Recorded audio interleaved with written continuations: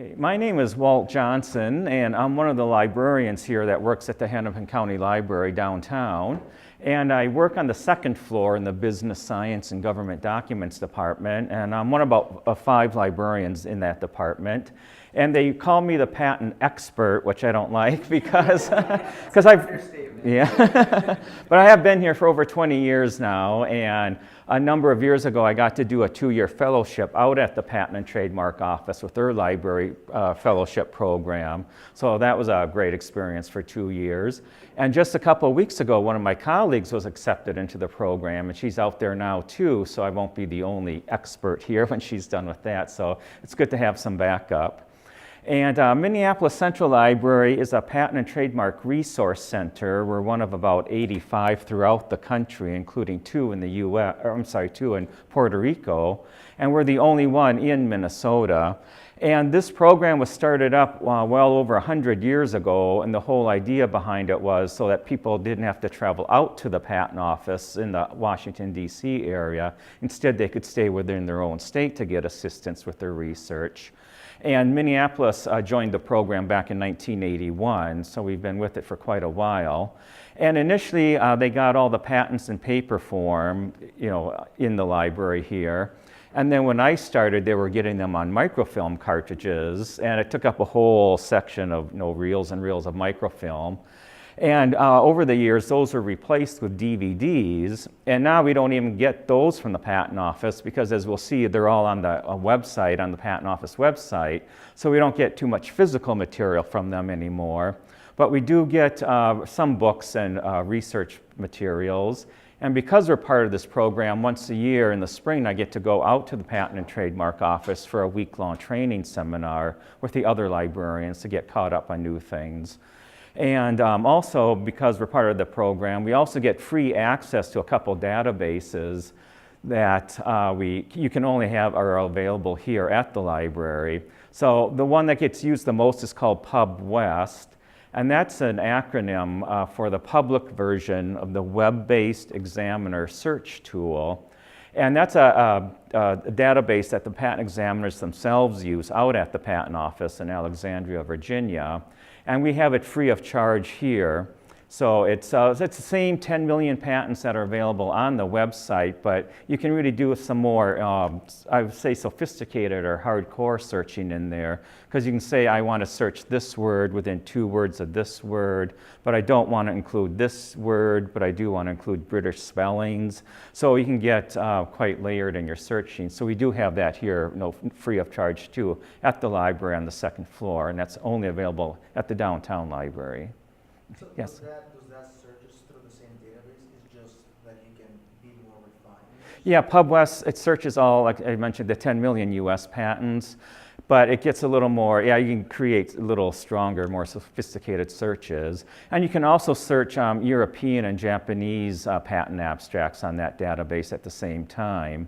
And one nice thing when you get to your results, it's kind of a split screen setup. So you can have your list of patents on one side of the screen and then see the images on the other side of the screen. So there's a little less clicking back and forth. But I can show you that. We can make appointments later. I don't have access to it here, but that's one of the advantages of the PubWest database too. So, I've got a couple things to show you on our website. So we finally got that up and running, so we're good to go for that. And so this is our homepage. It's www.hclib.org. And for upcoming classes here under the programs and services under events, if you just type in the keyword patent, oops, so we can spell it right.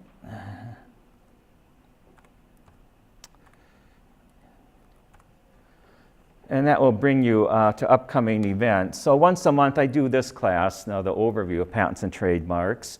And quarterly we partner with Legal Corps for another class called How to Write and File a Provisional Patent Application. And the next one of that will be coming up on September 29th, I believe. Let's see. No, I'm sorry, September 18th. That'll be here at the downtown library.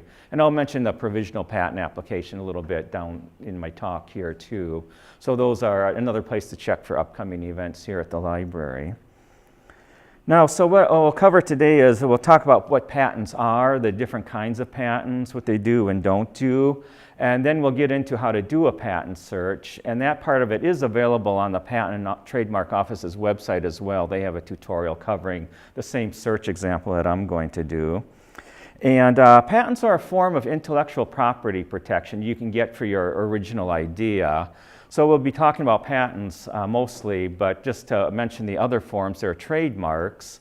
And trademarks identify the name or source of a good or a service. So if you see a product with an R with a circle around it, that means that trademark has been registered with the Patent and Trademark Office. And they can cover all sorts of things. It can be just a single word, or it can be a symbol like with a Nike swoosh sign, that's been trademarked. And, or like the slogans Verizon used to use, "Can you hear me now? Good." I don't think that's still in use, but they trademarked that slogan, so when you heard that, you would associate that with Verizon. And colors can be trademarked too, like Owens Corning got a trademark on the color pink for insulation. Like John Deere green. Yeah, I was just going to There say was a that. company, Yeah, that was using a similar color, and then John Deere sued them, so they had to change the color. Yeah, so that green and yellow became so associated with John Deere for agricultural equipment, so that they were able to get a registered trademark in that. And smells or scents can be trademarked also. One of them I just read about was a good old Play-Doh. That recently was issued a trademark by the U.S. Patent and Trademark Office because the smell is so distinct. So I had to run out and get one. So I'll pass it around if you want to take a whiff. It kind of brings you back to childhood. So now that's that one. So that's an example of trademark. And sounds can be trademarked as well, like the NBC chimes. Those 3 notes, those were trademarked because that's identified with a particular entertainment source. Or the MGM lion roaring at the beginning of movies, that was trademarked for an entertainment service. And a number of years ago, Harley-Davidson tried to trademark the sound of their motorcycle because they thought it was so distinct. You could tell it was a Harley-Davidson. But other motorcycle companies opposed that, so that one didn't go through. But again, a trademark is anything that becomes associated with a product or a service. And you don't have to register a trademark. Some people may choose not to. And you can use a TM or an SM by the words or slogan just to identify that you're using it as a trademark or a service mark. Now you get much more protection if you get it registered with the Patent and Trademark Office, but that's kind of a business decision down the road if you want to do that. Okay, thank you. And trademarks last initially for 10 years, and if the product or service is still in use or it's still used in commerce, they can be renewed every 10 years period too. So besides trademarks, there are copyrights, and copyrights are overseen by the Library of Congress. And copyrights protect what I like to consider more artistic expressions of something that you've thought of. So it can be a wide variety of things like a book, a play, a piece of music, a drawing, a painting, a film, or a video. And you have the option of registering these with the Copyright Office. But even if you don't, you can still use the C with a circle around it, indicating that's your true original work. And like with trademarks, you gain a little more legal protection if you get it registered with the Copyright Office too. So that's a thing to keep in mind. And the length of a copyright can vary depending on who or how it was created. But generally, if it's just your own individual one, I believe it's about your lifetime plus 95 years. So they can go on for quite some time with copyrights. And the fourth type of intellectual property protection are trade secrets. And those are just what they are, a secret. You don't tell anybody, you keep it to yourself or within the company. So everybody knows Coca-Cola, that's probably the most well-known one. And KFC's no secret blend of herbs and spices, that's another trade secret. And WD-40, that spray you put on squeaky things or to loosen them up, that's a trade secret within that company. And that might have been something they were able to get a patent on because it's a chemical formula. But as we see, patents will eventually expire and then anybody can make or use it. But as long as you can keep it a trade secret, you can keep it within your company, you know that it's yours then, you don't register it with anybody. Now that doesn't keep other people from reverse engineering it, but for as long as you can keep it a secret, that's why it's good. And sometimes one product can have a combination of these types of intellectual property protection. For example, the game of Monopoly, that got a patent on it back in the late 20s or early 30s. So it's protected by a patent. The name Monopoly, that was trademarked. And the artwork on the box and the instruction booklet may not have been the most exciting thing to read, but somebody had to sit down and write that out, so that would have been protected by copyright. And another example would be lava lights, lava lamps. Now that originally had a patent on it. And the name lava lamp or lava light, however they did it, was their trademark, and the artwork on the box they sell it in was the copyright. And I think I read that they hedged a little bit in their patent. They weren't real specific about the proportions of oil and wax and water inside it. So that was a little bit of a trade secret in that too. So just keep in mind that your product or invention might be covered with more than one of these types of items.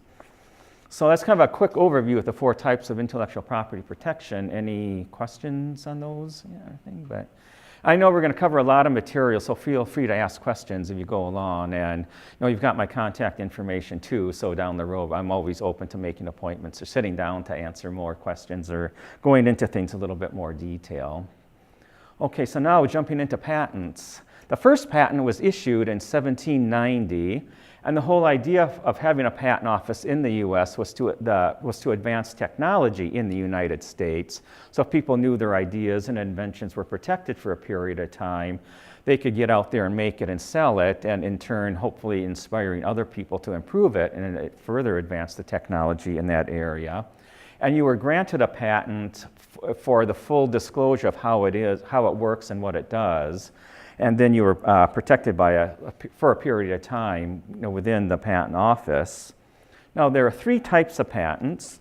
I've got some examples here we can pass around. The first set of patents are plant patents. And plant patents are for asexually reproduced plants, so they can be flowers, fruits, vegetables, trees, anything like that. And plant patents are good for 20 years. And I've never ever had anybody come in to do a search on plant patents. That's probably done at universities and large companies. They don't need to come into the public library for that. But here are some examples we still get these in paper and color because that's important, exact color. And the original ones I like because they were done in drawings and painting, so they're much more, I think, detailed and interesting than the photographs. And these are all duplicates, so they're getting a little used up, so that's okay though. We've got the originals. And one well-known one in this area, let me see if I find it here. Okay, it's the Honeycrisp apple. That got a plant patent on it here too through the University of Minnesota, so that was a well-known local plant patent. And so that's one group of patents. And the second group of patents are called design patents. And design patents protect just the way something looks, not what it does. And for examples here, we have a giant design patent downtown here. It's the Fauché Tower. So back in 1929 or 1930, they were issued a design patent which protected just the shape of the building, not how it was built or anything like that, but just the unique shape of it. And let's see, another big item, Statue of Liberty got a design patent back in 1879. So for a while, nobody else could make a statue in this shape. And let's see, what else? And somebody gave me these paper plates a number of years ago. They're like animal shapes with a place for your sandwich or food and a couple little wells for condiments. And I noticed they had a design patent on them, so being a librarian, I had to go look it up to see what it was. So what the design patent protected was just the shape of this plate, not what it does. I mean, paper plates have been around for a long, long time. So this design patent protected the shape of the plate. And design patents are good for 14 years. And unlike trademarks, patents cannot be renewed. You just have that one chunk of time to make the most of it. And they don't have to be high-tech things here. This is one, a lot of sporting events things. This is one of like a mohawk thing you could wear with your team's name on it. That got a design patent. And here's a bar stool with people legs instead of traditional bar stool legs. So that was eligible for a design patent.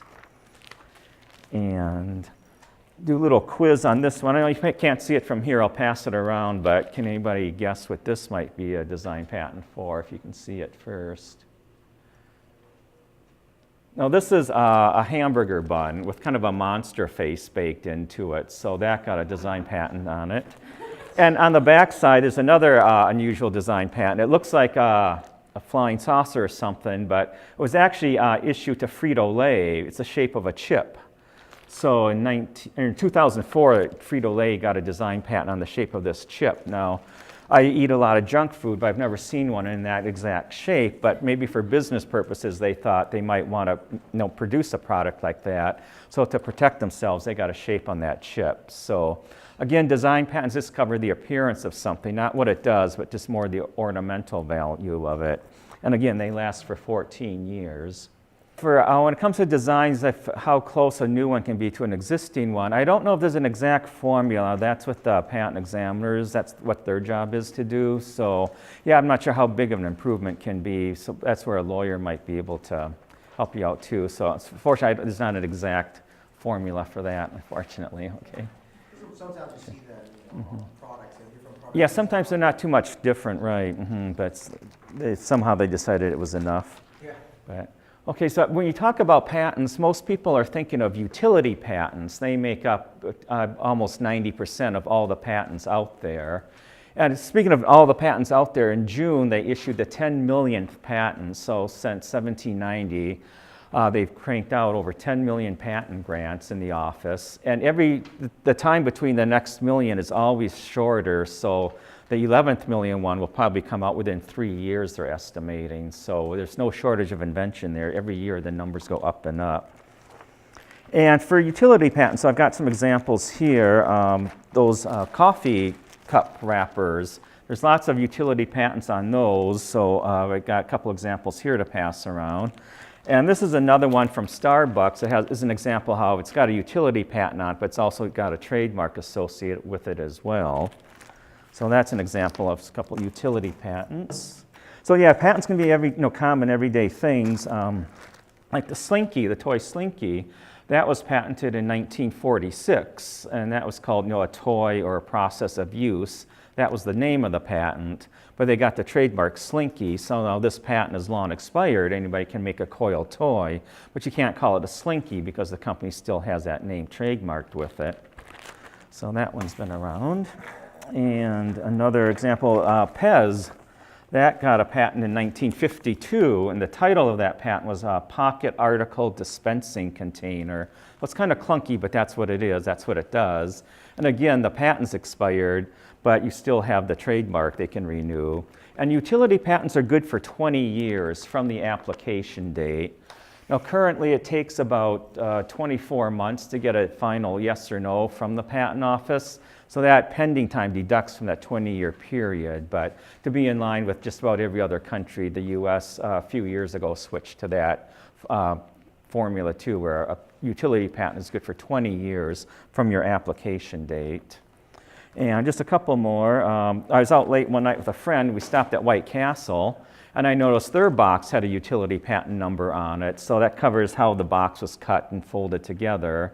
That's expired now, but they still have the White Castle logo on it. This one is what you crave. That was their trademark phrase on it. And a local popular utility patent was Twister. So that was, I think they were from Faribault, Minnesota, the guy that came up with this game, this amusement device too. So that's a Minnesota invention.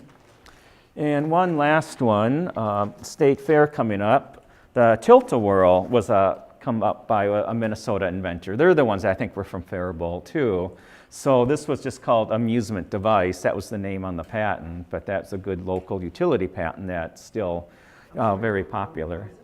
The Tilt-A-Whirl at fairs and carnivals. So that was a Minnesota inventor who came up with that idea. So I'll pass those around. So like I said, those are the three main varieties of patents, the plant patent, design patent, and utility patents. So, any questions about those at all? But and if you don't have questions now, you probably will later. That's what we're here for too, so feel free to ask anytime.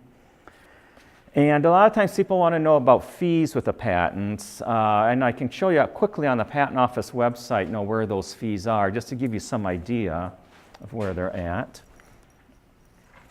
So the official site is www.uspto.gov, because they're a government agency. Now there is a uspto.com, but that's just a site that leads you to other .com sites. So the official site is the uspto.gov.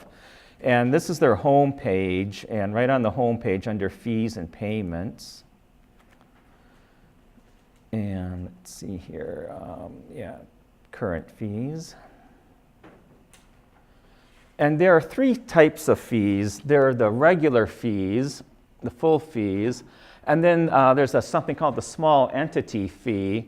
And a small entity is an independent inventor, a company with less than 500 people, or a nonprofit. So they're trying to give smaller companies or individuals a break. So the small entity fees are half of the regular fees. And a few years ago, they started a third category called micro entity fee. And the micro entity is the same basic qualifications as a small entity, individual or less than 500 employees, nonprofit. And there's some household income requirements. Your household income can't be more than 3 times the US median household income. And the last time I checked, the median household income for the US was $51,000.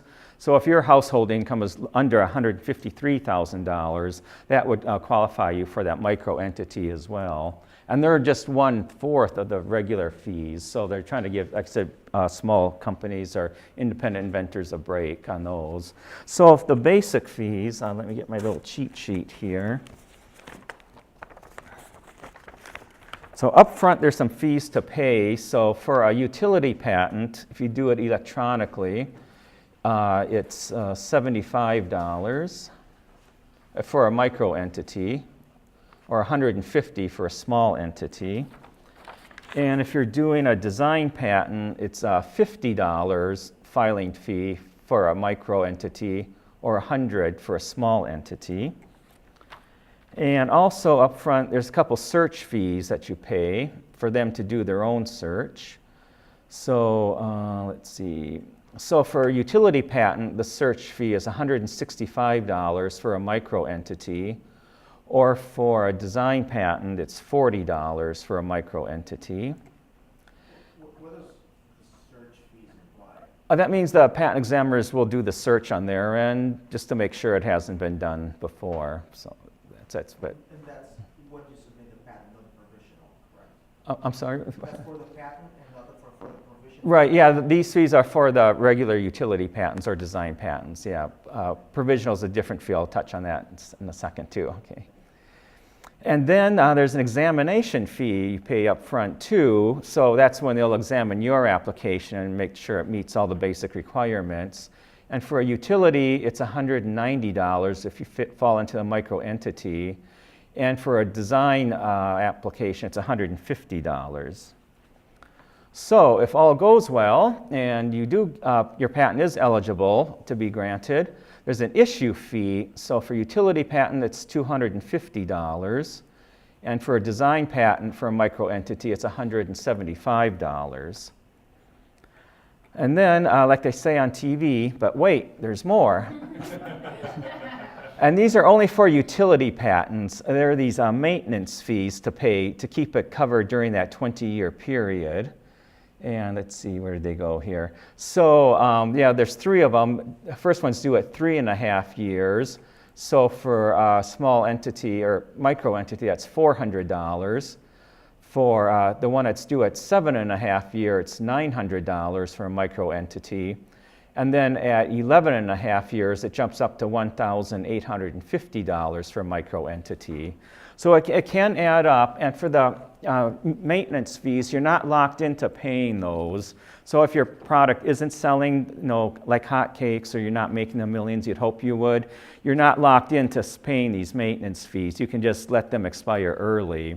But then when a patent expires, anybody can pick it up and run with it too. But if you're not, like I said, you're not locked into these fees. So these are the bare minimum fees.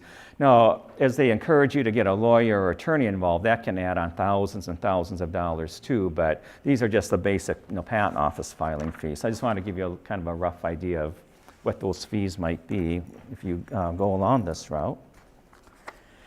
And with patents, your rights aren't actually obtained until the patent is issued or granted. So you might see some products where it says patent pending on it. That means they've applied for a patent but haven't received it yet. But it is illegal to say patent pending if you haven't actually applied for a patent. And a U.S. patent only protects you in the United States. So if you think your product or invention might be popular in another country, you'd have to go through that country's patent or intellectual property office too. And that's where a lawyer can come in handy, because that's extremely difficult to do that and can get extremely expensive. But there are some programs where you can apply for several countries, many countries, with one application. You still have to pay per country, but you only have to fill out one application for it. And as we've touched on earlier, patents are a legal document like a will. So that's where an attorney can help you draw it up. You can do your searching and preliminary application, everything by yourself. But it is good to have an attorney there to help you, do the final application and get it submitted. And we've talked about earlier too this morning about these invention promotion firms that can promise a lot but deliver very little, if anything at all. Not that there aren't good ones out there. But in your handouts, there's a folder or a little brochure from the Patent and Trademark Office of kind of things to watch out for if you work with one of these companies. And it's also available on their website too. So just beware of companies like that. If it's too good to be true, like we've heard earlier, it probably could be well is. So for something to be patentable, there are 4 basic requirements. And the first one is that it has to fall into one of 4 or 5 kind of broad, what they call statutory classes. And the first statutory class is that your invention could be a process. So that's more of a method or steps for producing an end result.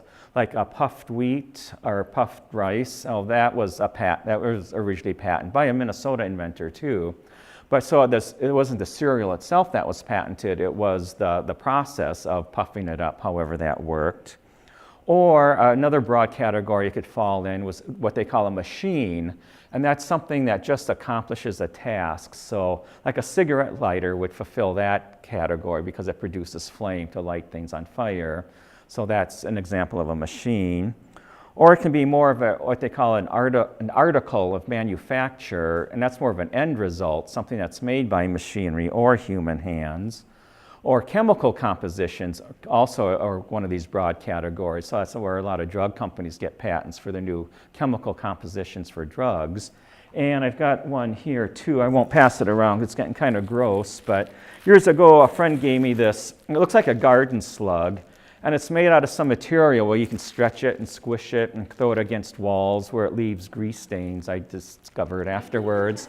But there was a patent on the package, so I looked it up. And what it was, it talked about the chemical composition of this stuff. Not that it was a toy or amusement device, but it talked about the physical properties of this thing. So that's an example of another example of a chemical composition. So like I said, all these categories are pretty broad, but it just has to fall into at least one of them. I think most inventions automatically will fall into one of these without much problem. And the second category is called utility or usefulness. And that just means it has to do what you claim it does. So hopefully people aren't inventing something that won't actually work. And that's where prototypes can come in handy too, so you can actually see if it does what you claim it does. And a couple of years ago I found this in a store, a new type of whoopee cushion. And it had a patent number on the back, so I bought it strictly for professional reasons, of course. And I looked it up, the patent number, and the title of the patent was called Self-Inflating Noisemaker.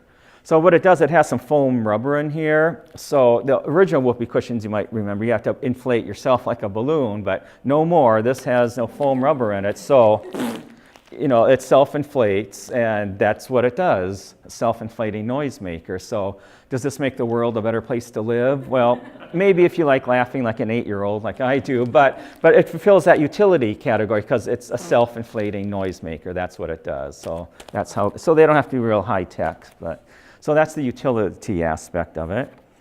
And the third one, basic requirement is called novelty or newness. And that just means it can't be publicly known for more than a year before filing your application. So if I told you folks today about an idea I had in enough detail that you might be able to go out and make it, that would start the clock ticking for me to get that. Or if I published a paper in a journal or something with enough sufficient detail, that's considered public disclosure, and the Patent Office doesn't consider that new after a year. So that's one thing to keep in mind. Or if you have your product at a trade show or showing it around like that too, that could be considered a public disclosure. Yeah, well, a couple things for disclosure, the novelty factor. Internationally, as I understand it, in just about every other country, once it's publicly known, it's not eligible for a patent. The US, you get that year timeline to file your utility application, but as far as novelty in other countries, it's like once it's disclosed, it's out there and therefore not eligible for a patent. So if I got a US patent on something, say this whoopee cushion, and somebody in Sweden saw it, they could make it there, but I couldn't do anything about it unless I had applied for a Swedish patent. But having a US patent would allow me to stop them from importing it into the US. Again, that would be up to me to watch for that as opposed to the Patent Office. That's not their job, but I would have my patent to stop them or block them from importing it, making it somewhere, then importing it into the United States. So does that answer your question, kind of? But yeah, internationally it gets real murky, so that's where a lot of legal assistance will come in handy. Okay. And the fourth general requirement is called unobviousness. And that just means it can't be obvious to somebody on the street that this would be an obvious improvement, like changing the size of it or changing the color of it. That's where that little spark, your light bulb comes on, that you've seen something or noticed something that nobody else has before, and you're able to demonstrate that in your application. So that's another thing they look for is unobviousness, and that's a little harder to define like the other three, but that's one thing. Mostly though, I think that happens automatically though too. So, and patents can be an improvement on something that already exists. So you can't claim the whole invention again. It's just your improvement might be eligible for a patent. Or a lot of times patents come from solving a problem. Like I read where that Ready Whip whipping cream, that was invented in the 1940s. Prior to that, you had to whip it up by hand yourself, but somebody saw a way to solve that problem and got a patent on that way. Or sometimes if you find a new use for something out there, for something that's already been out there but produces new or unexpected results, that aspect of it too might be eligible for a patent. And there are other uses for patents too. I've read that 80% of the information contained in patents isn't available anywhere else. So if you're doing research in a field, patents can be a great source of information there. And you can also check out competition if you are working for a company or own a company. You can search by other company names or just do a general patent search and see what else other people are coming up with. And it might also let you learn about new technical developments in a field, because a lot of times patents, they're issued, but they may not become into public use for many years. So it's kind of maybe seen like the future of things, where things are going by looking at current patents that are issued. And patents are more of an offensive weapon rather than a defensive one. So it allows you to keep others from making, selling, or offering to sell your invention. But it is up to you to watch out for infringement. The Patent Office's duty is to issue the patent. And once that's issued, it's up to the inventor to watch out for infringement. And you don't get any legal weight until that patent is actually issued, even if it's in the pending state. A number of years ago, there's a woman that had worked out a deal with the Target stores about holding left and right pairs of shoes together. Rather than punch that plastic filament through the leather and blemishing it, her idea was to attach it to the inside of the shoe so it wouldn't leave any marks. So she had a deal worked out with Target that was fine while it was pending, and they were using it. But some other shoe companies started copying it, so she couldn't do much except to ask them to cease and desist or work out some kind of licensing agreement, and some did and some didn't. And then she did get the patent on it, and then she was able to sue these other companies for infringement and was initially awarded $3 or $4 million for lost revenue. So once you get your patent, that's an example of how you can use it to protect your invention and against infringement on that. So it's kind of a quick overview of the different kinds of patents and whatnot. And I know it's a lot of information. Like I said, I've been here 20 years. I know it took me a long time to absorb all this, so I don't expect to go through this and have you walk out of here as patent experts, but I just want to give you, this is kind of the big picture before we get into doing the searching part of it. But like I said, we're here for other questions down the road. But do you have any other questions right now in general, or before we get into the searching thing? Nope. Okay, so either I've explained it so well or I've got you so confused. But like I said, that's why we're here at the library, to not answer questions along the way. I know people have walked out of here going like, oh, what did he say? Where should I start? But like I said, I just want to give you the big picture part of it too. So what I'll do now is I'll go to the Patent Office website and go through an example that they do there and how to do a search on their site. And this part of the presentation is also on the U.S. Patent and Trademark Office website. They have like about a 38-minute tutorial that covers the same example I'm going to use now. So if you want to do a refresher on that, you can go to the website too. Of course, I'm always here as well to answer, answer questions about it too. We're talking about, the information found in patents. They could be written up in scientific papers or journals. That could be a source, but a lot of people will go to patents as a source of information too, even though they're not patenting anything. It's just the wealth of information that's contained in those 10 million patents that's out there. It's kind of a valuable database for research in different fields. Okay. That's really good. Sure. Citation. Yeah, I've heard different ones, but it's between 70 and 80% of information, so it's very detailed. Now, in your handouts, there's one of the things, it's the 7-step patent strategy. And so that's what I'll go through on the Patent Office website, so you can follow along on the handouts with the screenshots. But again, if you have questions, just ask as you go along. Now, there's different ways of doing a search. This is the most thorough way of doing it, and then I'll show you a couple other quicker ways too that may not be as thorough, but there's different ways of going at it. So let's jump to the Patent Office website again here. It's uspto.gov. So this is it. And on the first step on their handout, it says to brainstorm. Think about what your invention might be called. Not what it is necessarily, but what does it do or how does it work? Because the whole language of patents can be so confusing, even for the most common items. Like I've seen a hose described as a channel for fluids, which that's what it is, but that's just another way of saying it. Or a coffee maker was a beverage delivery system. Or can anybody guess what a self-propelled land vehicle is? Bicycle, because it's self-propelled. So. And another popular patent, the title of the patent is called A Generally Spherical Object with Floppy Filaments to Promote Sure Capture. Everybody's seen this or probably even has one. Generally spherical object with floppy filaments to promote sure capture. That is our friend the koosh ball. So that's exactly what it is. It's generally spherical with a floppy filament stuff to help you catch it. So I would describe it as a bunch of rubber bands tied together. In my mind, that might make perfect sense. But when the patent examiner, when he or she is looking at it, they may not know what I'm talking about. But if I've done a search and have read similar patents, that would help me, express those thoughts on the paper and get familiar with the language. And again, to be thinking about what does it do, like you might find a category. I'm going to knock something over here. But for example, in one category, you might find washing machines along with cement mixers. And you think, why are they in the same thing? One washes clothes and the other one makes concrete.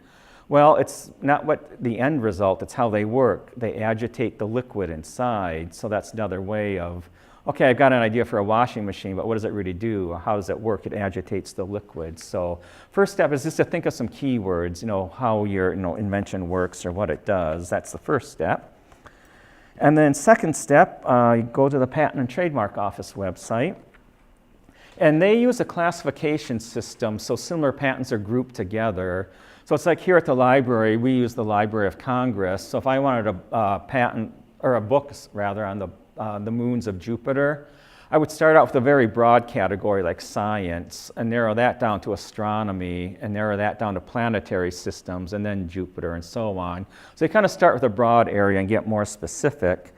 And in this example, we're thinking of an idea of umbrellas. You know, sometimes when it's really windy, the winds gust and they can turn inside out.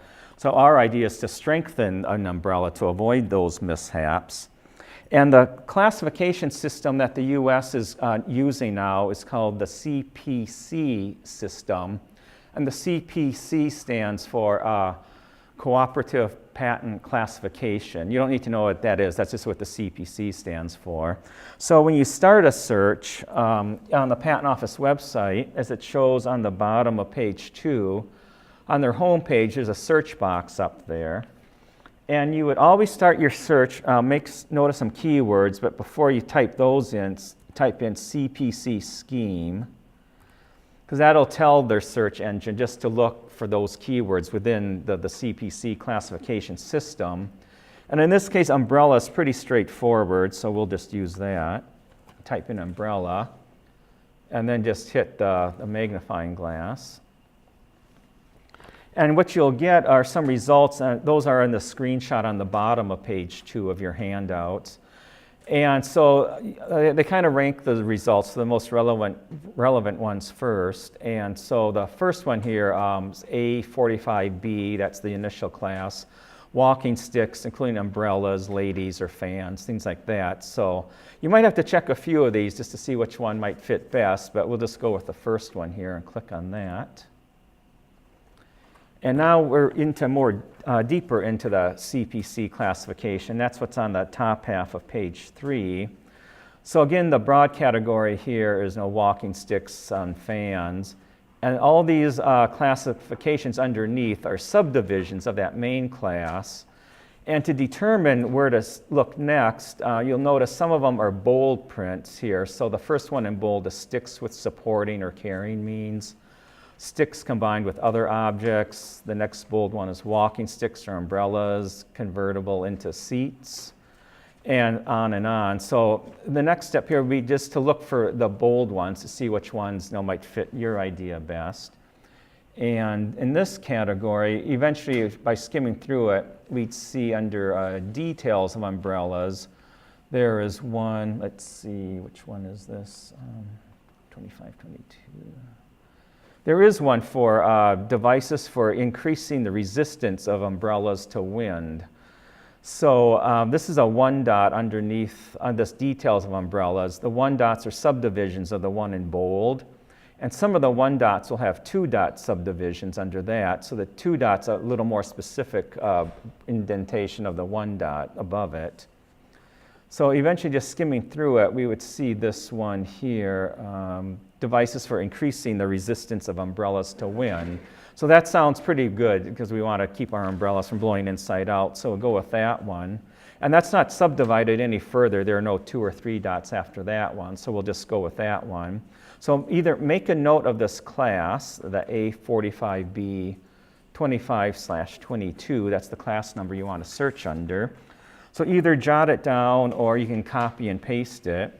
But before you do that, you can also, as step 3 shows, you can click on the D here next to it, and that'll give you a quick definition of that category.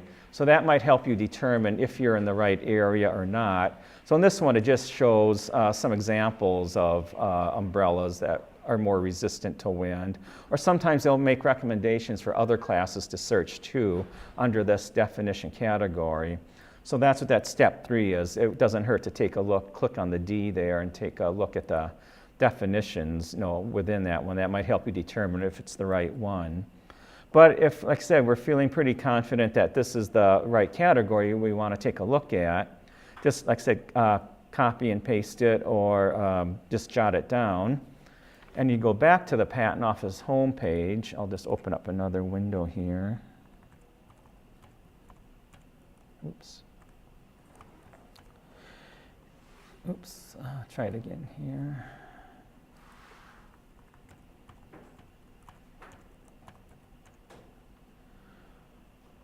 Okay. And I discovered that this works better with Internet Explorer. When you get to need to look at the images, they pop up better. So I think with Google and Safari, sometimes you have to download extra software. But if you use Internet Explorer, it seems to go through a little more seamlessly. So once you got class number 2, you want to search. We go to step 4, and that's on the top of page 4 of your handout. And as the arrow shows here, at the top of their home page, there's a thing here that says Quick Links. And once you put your cursor on that, you get this drop-down box. That's what's in the screen capture on the top of page 4. And the first thing you want to look at is this PAT FT. And the PAT FT means Patents Full Text. And we'll also later look at the applications that are full text. But we want to look at the patents first here, the ones that have been issued. So you would click on that PAT FT. And the box on the bottom half of page 4 pops up. So you want to type in or paste your classification number, which it didn't take, of course. Let me try that. Try it one more time here.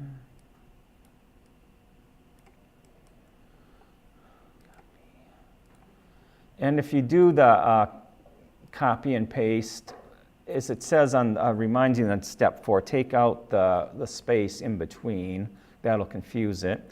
And then as it shows on the bottom of page 4, you want to change this box to the current CPC classification and change this box with the years to 1790, so you search the whole database going back to 1790. Now hopefully your idea hasn't been around since 1790, so you don't have to search 10 million patents, but just to be on the safe side, change that to 1790, then click on the search box. And then you'll get a list of all the patents in that category. So in this category with increased wind resistance, there are currently 200 patents. Now when they did this handout, there were, 178, so they've added a few more over the last couple of years. Oh, there's one of the 10 million ones are already on the list. So the most recent ones come first. So this is where the fun starts. You just go through them one by one to compare them to your idea to see if all or parts of it are similar. And so just to be consistent with their example here, let's see. An easier way. Yeah, there is. This is, like I said, I'm going to start with the official way I've been trained to do this thing, and then I'll show you some other shortcuts. But basically, you're going to end up with a list and just have to plow through them. So hopefully, you won't get. So in your handouts, this is the example that they use. So you can click on the patent number or the title, and this is what will pop up initially at what's on the bottom of page 5.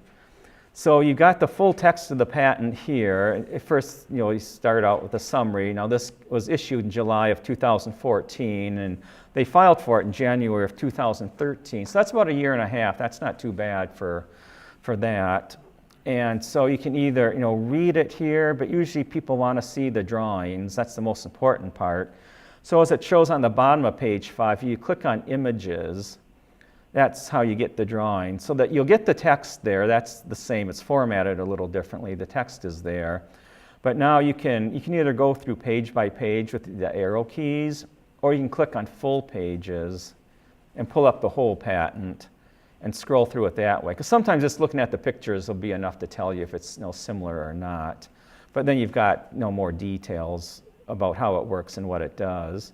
And while we're here, probably the most important part of any patent are the section at the end that are called claims. And the claims are, it's like the legal boundaries of the patent, where it's exactly what's protected by this patent. So that's where a lawyer can really help you, draft your patent and your claim so you get the exact protection, that you really wanted. So the claims are important to look at too, so whether it's yours or looking at another one. So you'd go through the patent, go to the next one, and just either you can use the back button or you can just you get to this page, just hit where it says hit list, and then go on to the next one, and so on and so on. So that's, like I said, where the fun starts. And they show 50 per page, so you can go hit the next list, and they'll take you to the next 50 and so on. And I just want to show you something here. Eventually, if your technology goes beyond the mid-70s, it'll start looking like this. You'll have the patent number there, but over here you won't have the title, just the old US classification, which we're not using anymore. So when you get to this point, just click on the patent number. And this pops up, and that's kind of confusing, this message. It says full text is not available. Click on images to view the full patent. Same thing we were doing before. So I wish they would just take out this full text is not available and just click on images like you've done in the past. And then you'll get the full text of the patent so you can read it and look at it there too. So that's why they look a little bit different in after the mid-70s. You'll only get the patent number and the old classification number. But they're there, just use the patent number. So you'll go through all of these, and hopefully you'll come up empty-handed, or maybe you'll just find it's a little thing that you thought was new has been used before in a patent. So you can't claim it in yours, but if the patent's expired, you can still use it in yours, but you can't claim it's something new or different. So the next step would be to look at the applications that have been published. And in the US, they publish the applications after 18 months now, even if they're still pending, because that's what most other countries do too, is publish the applications at 1.5 years. So it's important to look at the patent applications that have been published, even though they may not have issued as a patent yet, because at this point they're considered public knowledge. They're on their website. So as they show on step 6, go back to the home page, this quick links box.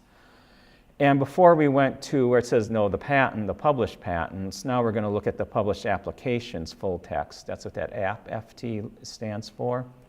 So we'd click on that. And you get a similar box like we did before. So again, you just put in your number, take out the space if you're pasting it, change this, the CPC, like they show on the bottom of page 7.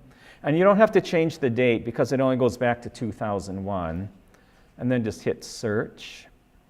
And I did something wrong here. Okay. Oh, US class, it should have been CPC. I hit the wrong one. And so there's 121 applications to look at too. Now some of these might have issued as regular patents. You've already seen those. But some of these still might be pending or might have been abandoned. But it's important to look at all of these too, just in case it's something that you're thinking of something somebody else has already done before. So that's why it's good to look at the applications, even though they may not have been issued as patents. So again, just go through them one by one. The numbers are different because they don't have a patent number yet. So the application numbers have the year, the first 4 digits are the year, and then the application number. So that's how you can tell you're looking at an application or not. So you go through those again. Hopefully, again, you won't find anything. A patent search, the one time you come up empty-handed, that's a good sign. So and then that basically that's how to search the Patent Office website, as clunky as it can be. So a lot of times people might need some help on that. I'm a librarian, so I'm not a patent examiner, so I can't tell you which class to use, but I can help maybe walk you through this procedure again to help you zero in on the class that might be a good one for you to search. Now, having said that, there are some other ways of kind of getting into this too, but first, are there any, I'm sure you will have questions about this, it's a lot to go through, but any general questions about using the CPC system? Okay, yeah, for trademark searching, on the same site, uspto.gov, you can search trademarks separately, but trademarks aren't incorporated into the patent database, unfortunately. So, but what I mean is, like, I don't know what the device itself is called. You know, like so let's say I want to search Kleenex or something. Can I search Kleenex, or do I have to search tissue or something? Yeah, you could. Well, but if I don't know it's called a tissue, like. Yeah, on the let's go back to the home page here. A couple options here. Let's see. Here we go. So there's different ways to get to that quick search box. Besides using the quick links, you just go under search for patents. What if I wanted to search for a product, like, hey, I wonder what their Yeah, patent looks like. so if you go quick search, you can do keyword searching. So let's just put in Kleenex and say search I mean, it'll search the full text by default, but you can narrow it down to abstract or title of the patent. But, so let's just see what comes up here. Okay, didn't find anything that's... Well, it is misspelled there, but it. Oh, I'm sorry. Oh, I'm sorry. Well, how is it? Is it KL? E-E-N-E-X. Oh, EX, I'm sorry. Okay. Let's broaden it out to do the full. Spelling helps correctly in this one. So let's just do all fields. I'm reaching it in 9 to 79 as well, the year. That's another thing with keyword searching. Keyword searching on this database only goes back to the mid-70s. So if you rely just on keyword searching, you're going to miss everything prior to the 70s. That's a good point. But that's one downside of the keyword searching. So there are 352 things that mention the word Kleenex somewhere in the patent, but it might say, take your solution and strain it through a piece of Kleenex. So that may not be relevant to your idea. They're just using that. But you're right, saying tissue paper or something like that. Think of the most obscure way of describing it, and that might be the way to go. So, but either on the Patent Office website or, as Deb Hess mentioned earlier, Google has its own patent search engine too. And if you just want to play around with keywords initially, no, that's fine. So if we go to that google.com/patents. Is there any advantage or disadvantages of using one or the other, Google versus the UPSC? Oops. I know the U.S. Patent and Trademark Office site, they are updated every week. Every Tuesday, they issue the new patents. So I'm not sure how often Google is updated. So there's pros and cons of both ones. No, I wouldn't rely completely on Google because I'm not sure how they do it. But if you're just doing a quick search to get started, here, why isn't this?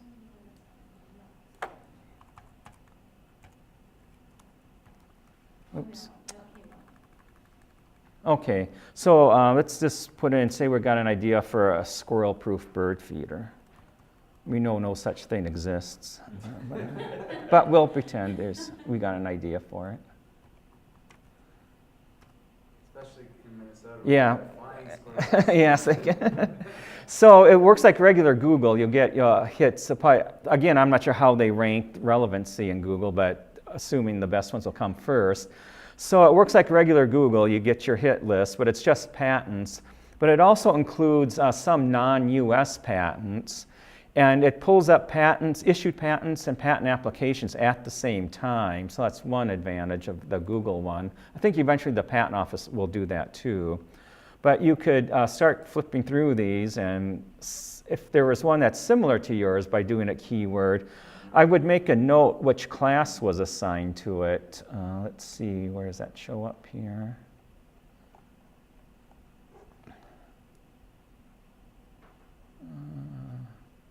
See, it seems like in Google they're laid out differently too every time.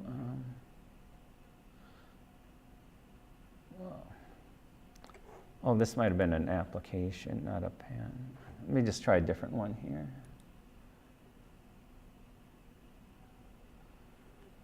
Let's see, somewhere they have okay, you're at the top here. So this is the CPC class that was assigned to this particular patent.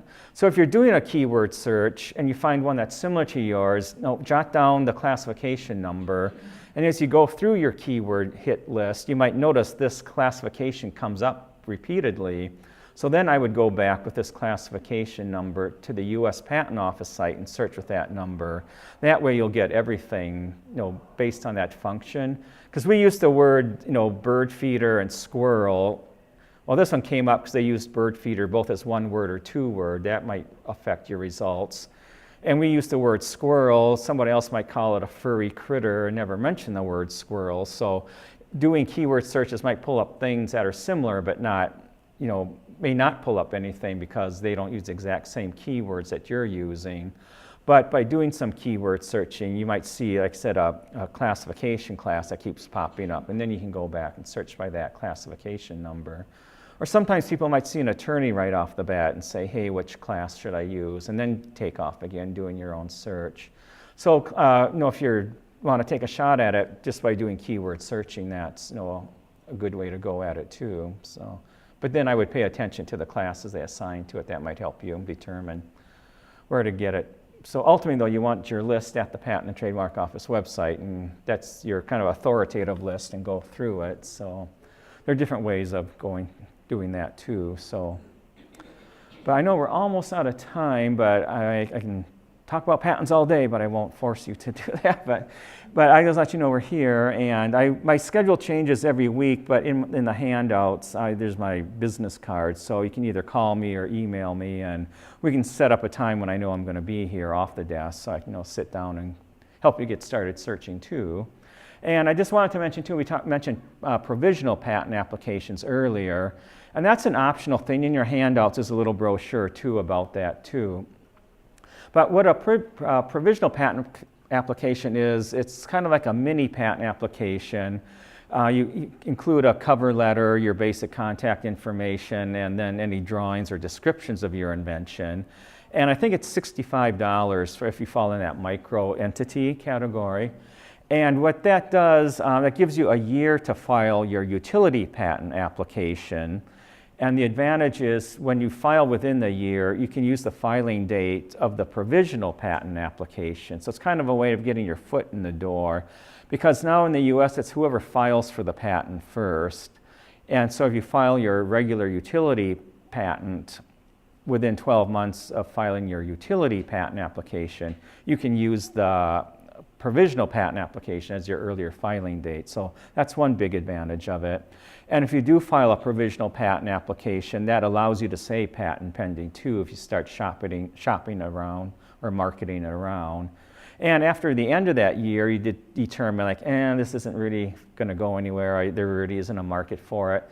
You're only out $65 versus $400 some if you went ahead and filed a utility patent application too. So that's an optional thing. And in your handouts, there's a list of resources. There's some books, including that Patent It Yourself. And there's a whole book on provisional patent applications called Patent Pending in 24 Hours. So it sounds like a simple concept, but there's still a whole book, written about it too. But that can tell you more about it as well. And in September, I think it was on the 18th, we're having a class here about how to write and file a provisional patent application. It's led by one of the lawyers who volunteers for Legal Corps too, so that can fill you in on more details for that. So I know it's been a lot of information thrown at you, but like I said, I want to be respectful of your time, but I'll be here for a little bit too if you have any other questions, or down the road, we're here too to help.